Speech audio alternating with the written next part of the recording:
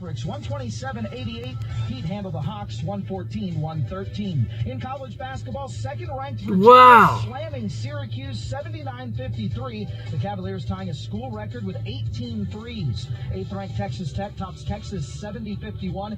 Number 18 Kansas State beats TCU 64-52. To the NFL, the Chiefs have placed the franchise tag on linebacker Dee Ford and are open to trading him. KC will also reportedly trade or release linebacker Justin Houston. Cowboys tag pass rusher DeMarcus Lawrence. Seahawks tag defensive end Frank Clark.